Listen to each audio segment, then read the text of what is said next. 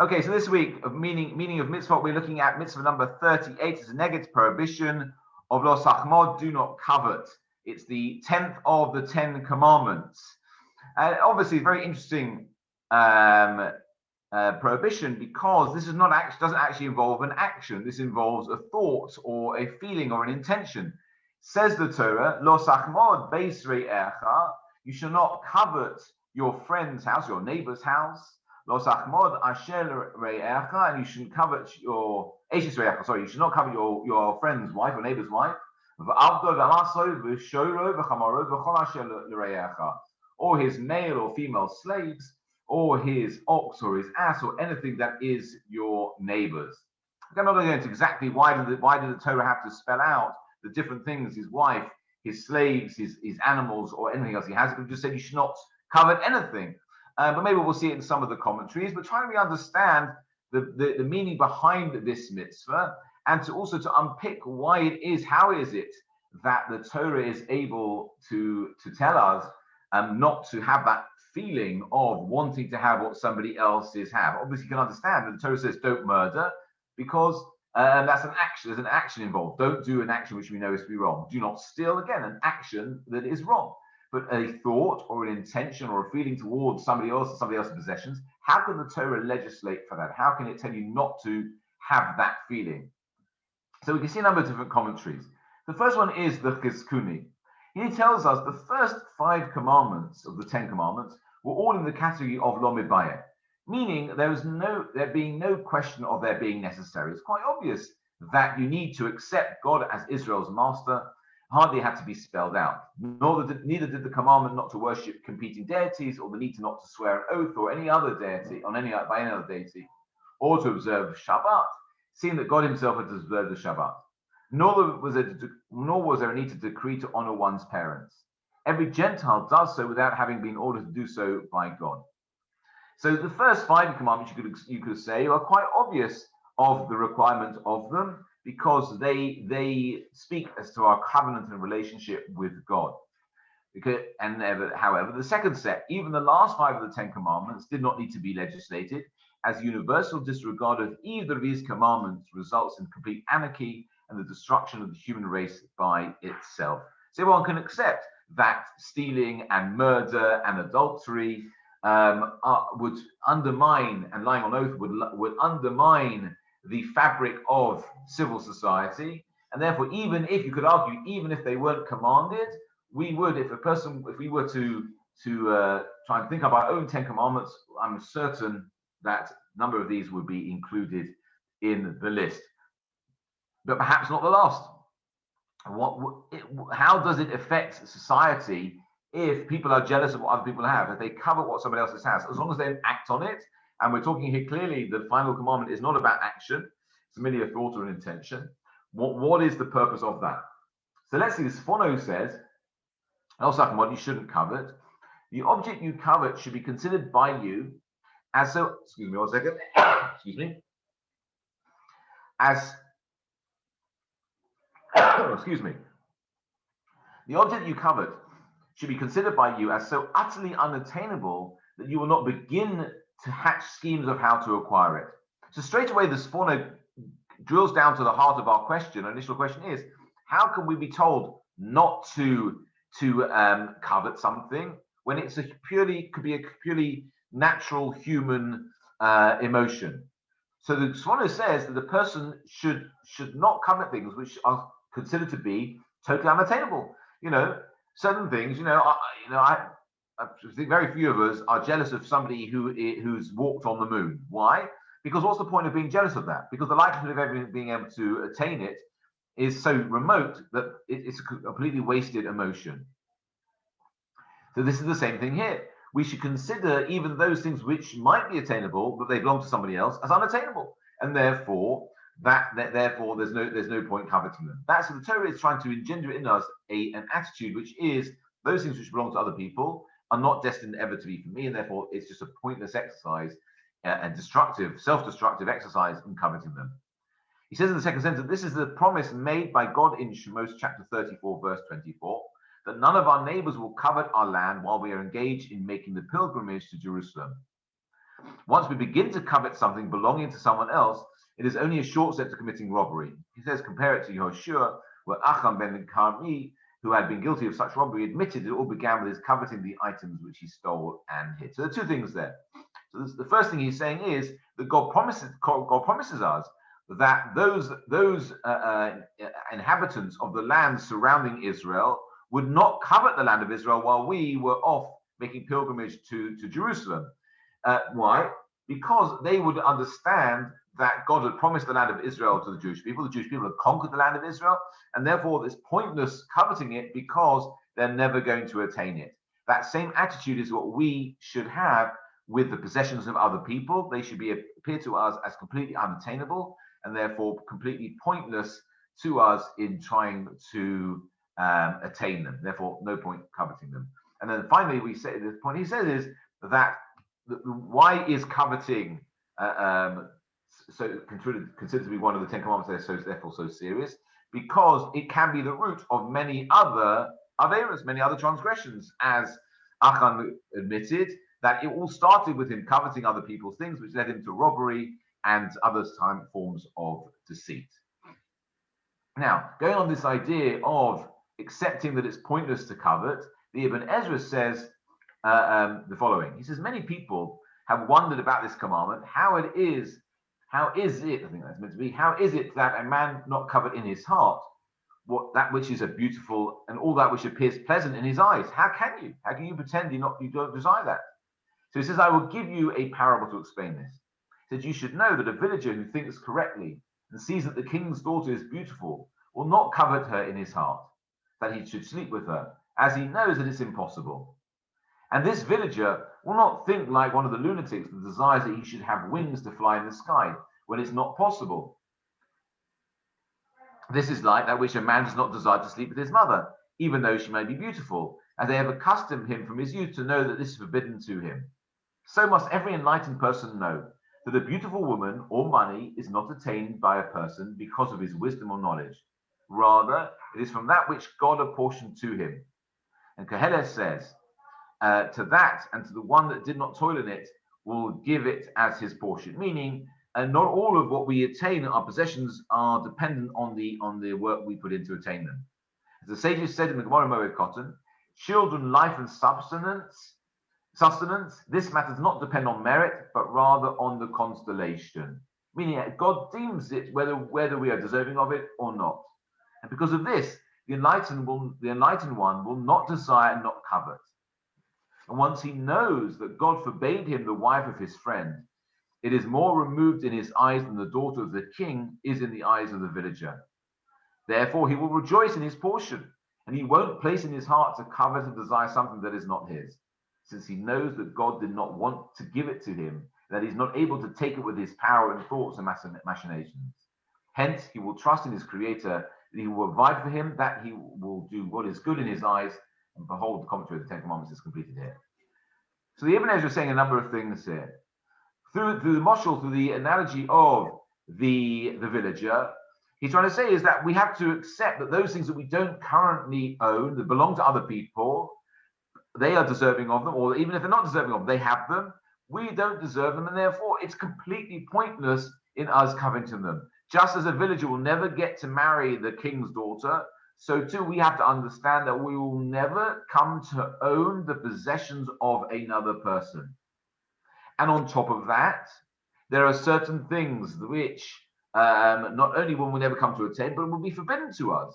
So if somebody else's wife, however much we covet them, they are forbidden to us. And they are forbidden to us in order that we should know that they're, again, pointless in us coveting them, because even if we were to somehow attain them, that would be forbidden to us, and that would just lead us into transgression. So the very powerful statement there, I think, of the Ibn Ezra, to understand how it is, what the Torah means when it tells us in the 10th commandment not to covet.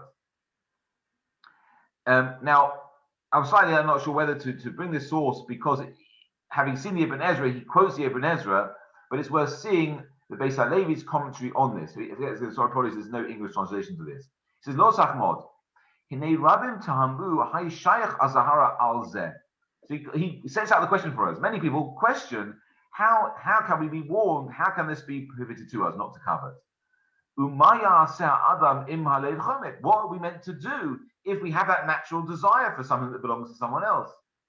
So he answers Zukavai, his Hasve Ha'evan Ezra, Shakatuv Mizaheh Shekol Kach Yiyesh Chaveru Rachok Etzlo, Below Shum Ofen. So he says the Ibn Ezra who we just saw has explained it to us that a person should be careful to understand that what belongs to somebody else is distant from us and there's no chance of that getting it. To the point where we shouldn't have any desire for it in our heart. Just as the villager does not have any desire for, doesn't covet the king's daughter,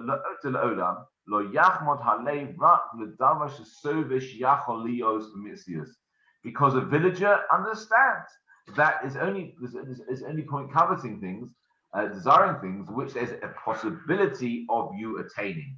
The king's daughter is not one of those. Ofin shizigu in a way in which it can come to you through permitted means. And that makes sense. He goes on to say, Amnam gambalav hachi nicha tehidnei kol adam yochel l'shal ba'atzmo uvarachhu te'im yis'aveh adam le'ezadava tava ha'isa gedola etzlo kol echa lefitivon. Now he goes on and says the person has to understand, the whole purpose of this mitzvah is for the person to understand what is driving them. What is at the root of someone coveting what somebody else has? And he says the root of it is the natural inclination the person has for taiva. A person has inclinations, desires for certain things. However, and a person can quite easily follow after their desires. A person wants X, Y, and Z in life, so they go after it.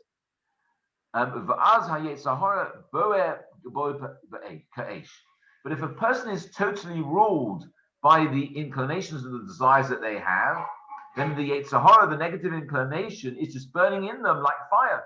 They're not in control.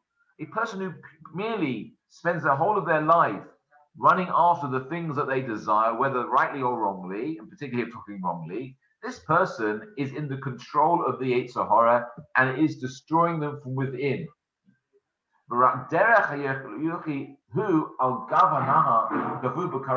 a nice idea. It's like this type of person who's burning really needs to sort of jump into the river and cool off.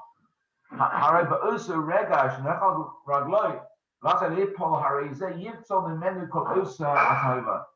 that if a person is not only is there to cool off, but a person who's consumed by these desires, if they were to fall into a river and their life would be in danger, at that point, what would they be thinking about? Would they be thinking about all the things that they desire, all the things that they want to attain? Or are they thinking about merely survival? About how are they going to survive this dangerous situation? So the Beis HaLevi, I'll summarize the rest of it. The Beis HaLevi is really what he's saying is that this is what we should consider. This is what that mitzvah of lo sachmod, of not coveting, is telling us.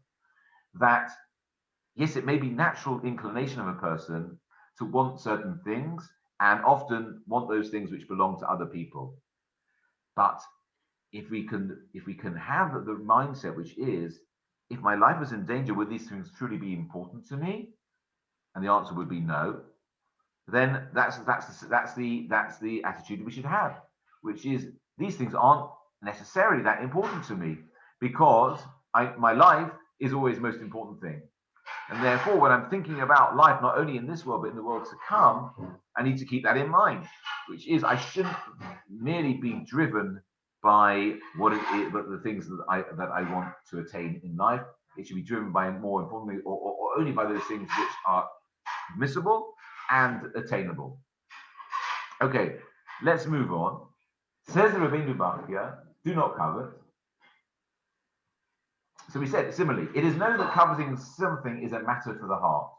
The principal warning contained in this commandment is that one must train oneself to absolutely renounce all hope of ever acquiring things belonging legally to another person, be it real estate, livestock, inert objects, etc.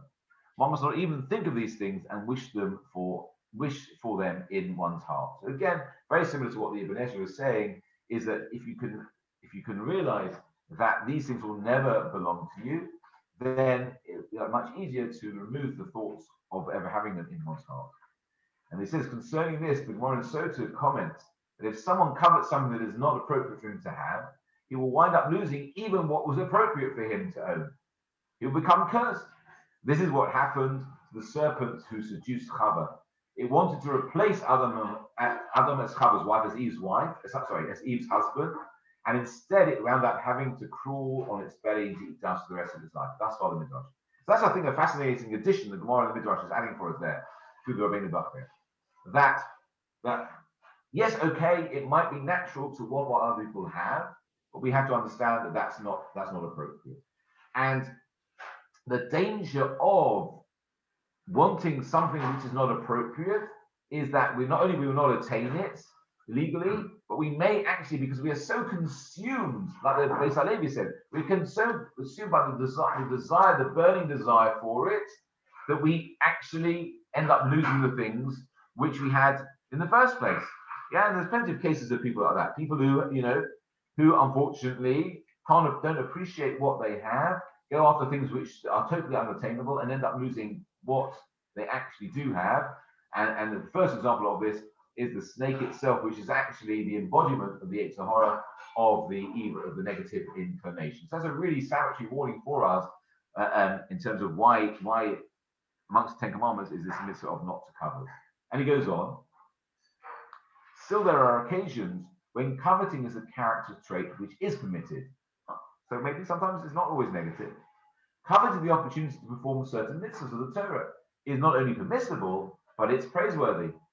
This is what our sages had in mind when the Gemara says in Baba Basra, when they said, that the envy displayed by scholars of their knowledge of other scholars who are superior leads to an all-round increase in wisdom. And in fact, this is a basis for halacha which permits teachers and schools to set up in competition to each other. Why? Because that competition is healthy for everybody involved. When it comes to the attainment of wisdom, a little bit of jealousy, a little bit of coveting is actually a healthy thing. As it says here, the kind of jealousy and coveting such knowledge possessed by another is not only permissible, but is rewarded by God. So included in this type of permissible desire is the desire for one's friend, unmarried daughter to be married to one's son. So that's permitted. When the Torah writes, first, do not covet the house of your fellow, this is a general prohibition. When it continues with detailing his wife, his field, his house, his servant, his maidservant, those are the details. Just as these details are matters which cannot possibly become yours unless their present owner so agrees, so too. Sorry, the light is shining. The sun is shining in my eyes. So the same rule applies that which is described in the general rule, i.e. in the introduction to this legislation, coveting a house. This, however, excludes one's fellow's daughter if she has reached the age of maturity, 12 and a half years above, to become the wife of your son or vice versa, as neither requires the permission of a second party to become married by the other, seeing that they are not presently owned by anyone. The decision he's making here is, so we see an additional element. Sometimes coveting is permissible when it leads to a general benefit for everybody involved. Also, one is permitted to covet those things which are attainable and are permissible to us, like somebody who is unmarried. Again, if the intentions are pure, then there's no issue with the coveting. It's merely the Torah is telling us, by again coming back to that question we had at the beginning, which was, why list your neighbor's wife and his maidservant, manservant, and his animals, and anything he has, to tell you that just as these things that belong to someone else you'll never own, so too anything that belongs to anybody else you will never own, and therefore you must not cover them. Meaning, anything which doesn't belong to anybody else, they don't own it, then it could be permissible and even possibly meritorious to actually covet it for the sake of a mitzvah. Okay. A couple more sources. The Ochas Sadikim, which is the work of Musa ethical teachings, says the following. Now, any man who has this quality strongly within them is very despicable, meaning coveting. For jealousy brings a person to lust. When a man does not pay attention to what his companion acquires, he does not lust. And the Torah said, you shall not lust after the wife of your neighbor and anything that belongs to your neighbor, the mitzvah we just saw. A man who is overpowered by lust is very close to transgressing the 10 commandments, meaning all 10 commandments. So very interesting here. Yochai Tzadikim is actually saying, so he'll see, show an example of it, that, we might think that lo sachmod, not coveting, is the last of the 10 commandments. It involves no action. How can the Torah legislate for what we're feeling? He says, no, actually, it's the final of the 10 commandments. And in fact, it's almost the cornerstone of all of the others, because all of them could be transgressed if a person transgresses this one. As he says, a parable that will illustrate this is the story of a man who had a neighbor, and there was a wall that separated them and their property. Now the wicked man coveted the wife of his neighbor, and also some of his possessions. One day he overheard the man say to his wife, I shall have to leave for a while on business. And thus he did. What did the wicked man do? On the eve of Shabbos, he went and broke the wall that was between them. And thus he had already transgressed the commandment to remember Shabbos. He then forcibly attacked the wife of his neighbor, and in that way transgressed the commandment of you shall not covet. And he lay with her, and thus he transgressed the commandment you shall not commit adultery. And after that, when he began to plunder the possessions of his neighbor, the woman cried out. When she cried out, he slew her. And so he transgressed the commandment you shall not commit murder. And after he had robbed and stolen what he lusted for, he had already transgressed the commandment you shall not steal, as well as you shall not covet. Then his father and his mother stood up and rebuked him, and he rose against them and he struck them. And thus he transgressed the commandment, honor your father and your mother. And afterwards, when he was brought to court, he and his worthless companions testified that the property found in his possession had been left to him as a pledge by his neighbor, and that he permitted his neighbor to take them back in trust, even though he had not paid. He had trusted his neighbor with his pledge and had never been able to obtain possession of them until now, when the robbers had broken the wall which was between their properties, and they had slain the woman, and that when he heard the commotion, he had entered and taken back his pledge. Now, by this, his testimony, he transgressed against the commandment, you shall not utter false testimony against your neighbor. Then, continually, wherever he went, he swore that he had done nothing wrong, and so transgressed against the commandment, you shall not take the name of the Lord your God in vain. And finally, his crimes were revealed, and his wrong became known far and wide. Because of the disgrace, he became utterly depraved, denied the living God, and thus transgressed against the first commandment, I am the Lord your God. Finally, he became attached to idolatry, and thus he transgressed the command, you shall have no other gods. You shall not bow down before them, you shall not serve them. And all of this was caused by his lust. Thus we find that lust can bring one very near to transgress against all of the Torah. And I mean, that's phenomenal. I mean, again, maybe a little bit far-fetched, but nevertheless, a salutary lesson in that we might discount Lo Sachmod, do not covet, as the final of the 10 commandments, and therefore not as important as the first one or any of the previous 9. And again, since it involves no action, again we might think it's not as serious. And yet, it's quite easy, as we've seen here from the Yochai Tzadikim, to prove an act, in fact, that could be the root of every single other avera that a person commits. If a person sees something they want, they could possibly stop at nothing to attain it. And that is why it's considered to be so serious. Okay, final 2 sources. Says the Shalash, we must not ask how the Torah can expect us to exercise control over our mind's desires. So going right back to our original question, how can the Torah tell us not to covet? It's a basic human feeling to sometimes be jealous of what other people have. He says this is a spurious argument. Only wicked people or fools would argue in such a way.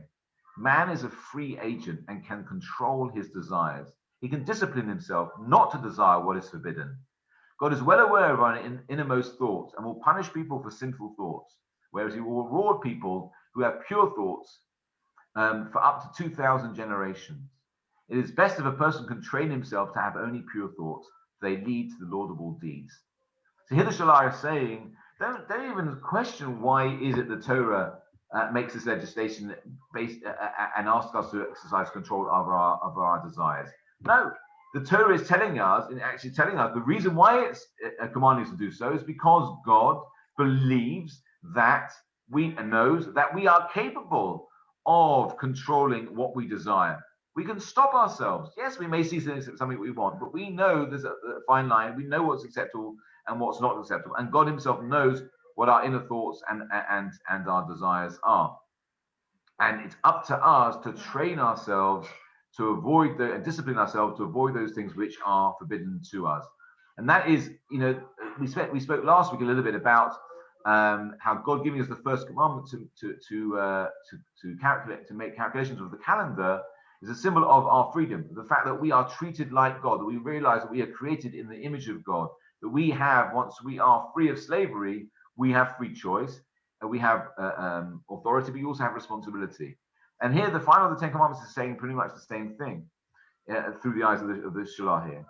That the very reason why the Torah tells us do not covet is because the Torah is reminding us that we have control over not only what we do, but of what we think as well. We are free to make those choices as well. And I haven't seen it in the Shalah, but it's probably based on this beautiful pasuk here. The prophet Micha, this will end. The prophet says, "Hoy chashvei avon ufole ra al mishkavosam be'or haboke yasu ki yesh el yadam." Those who plan iniquity and design evil on their beds. When morning dawns, they do it, for they have the power.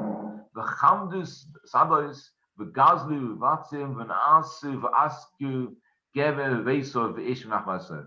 They covet fields and they seize them, houses and they take them away. This is really the key words here. Ki yesh lakel yadam, la'el yadam, for they have the power. Yeah, we choose what we do. Yes, a person may have thoughts and attitudes which are difficult to control, but it's putting those into actions what we have control over. But we also have control over, in the first place, whether we allow ourselves to covet, and coming back to what we said at the beginning.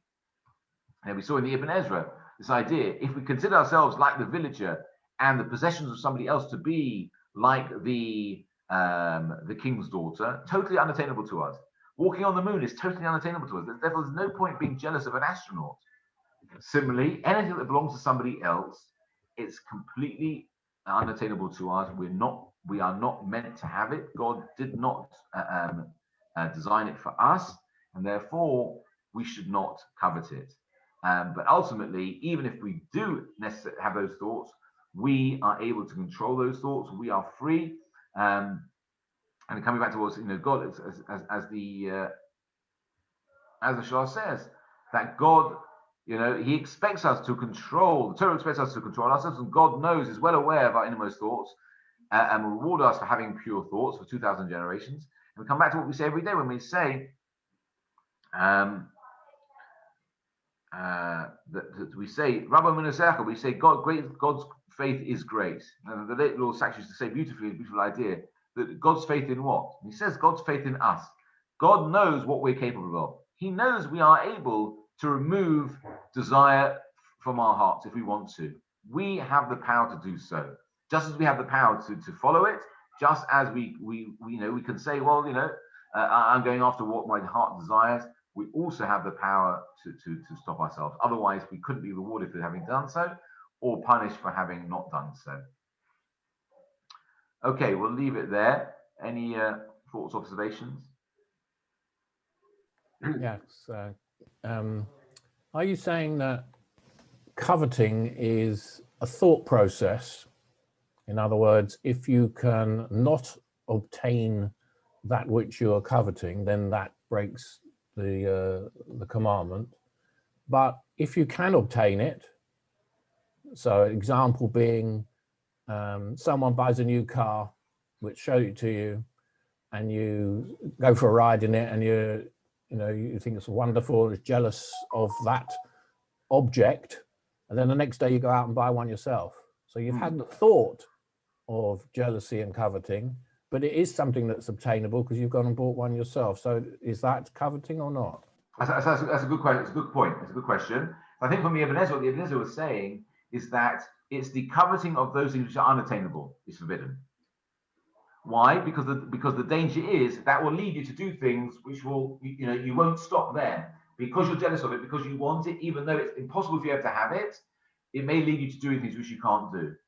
But to see what other people have, and jealousy on its own is a negative emotion. But if it then spurs you to work hard to attain what they have in a permissible means, that's absolutely fine. That's why we came back to that posuk in was it Heres, was it?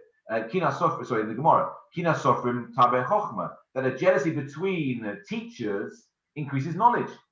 If a person sees, oh, look, that person is being successful, I want to be as successful as them, they'll work hard in order to achieve that success. That's perfectly acceptable. And in fact, that's meritorious. So the switch is it something which is unattainable and forbidden to you? That's what the Torah is prohibiting. Is it something it's attainable and it's permissible? That's absolutely fine. And in some cases, it actually can be a mitzvah. It can actually be credit to you because it will lead you to actually work hard. In fact, Chazal tells us in other places that if it wasn't for a little bit of jealousy, we wouldn't achieve anything. Yeah, there is the idea of healthy competition. Yeah, think back from when we were, from a young age, you want to run as fast as somebody else, or you want to, draw a picture as nice as that other person. Seeing how other people achieve things is often a spur to us for ambition. Now, that's as long as that's healthy and controlled and directed towards things which are permissible, absolutely fine, and sometimes can be a mitzvah. If it leads you to those things which aren't, then obviously that's what we're talking about. And it's very interesting that there's a real subtlety there because, in certain other religions, for example, things that are absolute. For example, killing somebody is in some religions is always wrong. In Judaism, murder is wrong, but killing in self-defense is perfectly permissible. So killing isn't always wrong. It's the same idea here. Jealousy, coveting isn't always wrong, but it depends on what it's directed at. And also, if I were to covet your house, that would be wrong. Right. But then if you were to move, it would suddenly become right. Right. Yeah, that's right. So it's an interesting one. It's a very interesting one that it's right. So it can change from being something which is completely forbidden. You're obsessed that you want that house, and and it affects your relationship with those people. And as I said, it can burn you up. Burn up inside because you're fixated on it. Something which you'll never accept. It's unlikely you'll ever be able to attain. And yet the very next day they put it on the market. Yeah, Shalom al Yisrael. Everyone's happy. So you're still muted, Mark. Isn't it also a very simplistic way of putting it? Isn't it in Pirkei Avos where there's a statement, it is a wealthy man who's happy with his lot? Yeah, 100%. 100%. So if you're happy with your lot, you're not going to be envious or jealous, so you're happy with what you've got. Yeah, absolutely. But then you also won't aspire to anything. So that's a share in itself. Samech B'chelkoi doesn't necessarily mean settling for things, but it means being enjoying what you have. Actually, Yes. Yeah. Okay, so again, it's a fine line. Okay, love to see you all. Keep well, everybody. Thank you very much. Thank you. Take care. you. Thanks for joining me. Cheers, everybody. Bye-bye. Bye. Bye.